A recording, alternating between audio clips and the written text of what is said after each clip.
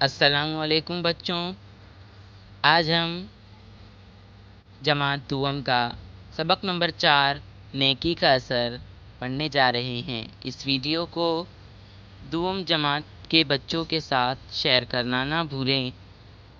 سبق نمبر 4 نیکی کا اثر۔ تم کہاں جا رہے ہو بیٹا؟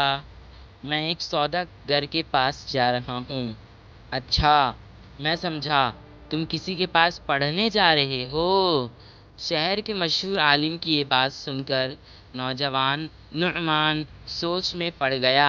اس نے والد کے انتقال کے بعد اپنا خاندانی کاروبار سنبھال لیا تھا۔ بچے میں اس نے والدین سے دین کی کچھ باتیں اور کاروبار کے طور طریقے سیکھے تھے۔ عالم کی بات سن کر نعمان نے شہر کے مدرسے میں داخلہ لیا۔ وہ ذہین تو تھا ہی، اسے علم حاصل کرنے کی لگن بھی تھی۔ اس کی محنت رنگ لائی۔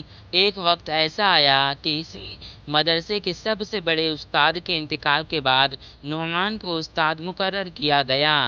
نعمان کا پورا نام نعمان بن ثابت تھا۔ دنیا جسے امام ابو حنیفہ کے نام سے بھی جانتی ہے۔ امام ابو حنیفہ رحمۃ اللہ علیہ نیک، دیندار اور خدا سے ڈرنے والے انسان تھے۔ ان کی زندگی کے واقعات سے ہم بہت کچھ سیکھ سکتے ہیں۔ امام ابو حنیفہ شروع میں کپڑے کی تجارت کیا کرتے تھے۔ ایک مرتبہ انہوں نے نوکر کو دکان پر لے جانے کے لیے کپڑے دیے تو انہوں نے دیکھا کہ کپڑے کے تھان میں کچھ خرابی ہے۔ امام ابو حنیفہ نے ملازم سے کہا، جب کوئی اس کپڑے کو خریدے تو اسے خرابی بتا دینا اور کم داموں میں فروخت کرنا۔ شام میں ملازم نے انہیں دن بھر کی کمائی ہوئی رقم دی۔ امام صاحب نے پوچھا، کیا تم اس کپڑے کی خرابی گراہک کو بتائی تھی؟ نوکر نے کہا، معاف کیجیے، یہ بات مجھے سے بتانا بھول گیا۔ یہ سن کر امام صاحب افسوس کرنے لگے۔ انہوں نے اس دن کی ساری کمائی صدقہ کر دی۔ امام ابو حنیفہ نے زندگی بھر شہرت اور دولت سے دور رہ کر دین کی خدمت کی۔ انہوں نے اپنے علم سے لوگوں کو فائدہ پہنچایا۔ عام لوگوں کے ساتھ بھی ان کا برتاؤ نیک ہوتا تھا۔ بچوں، جب بھی ہم کہیں پر بھی امام ابو حنیفہ کا نام پڑھے تو ان کے نام کے ساتھ رحمت اللہ علیہ ضرور کہیں۔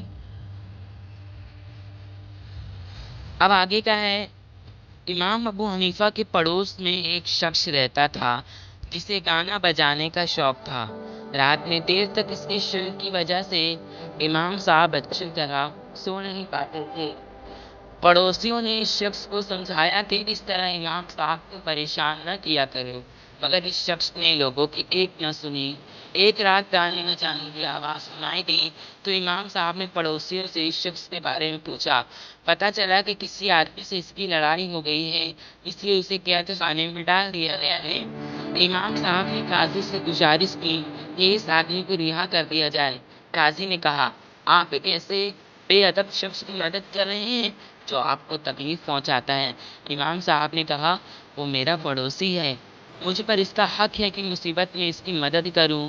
قید سے چھوٹنے کے بعد اس شخص پر امام صاحب کے نیک برتاؤ کا ایسا اثر ہوا کہ اس نے برے کام سے توبہ کر لی۔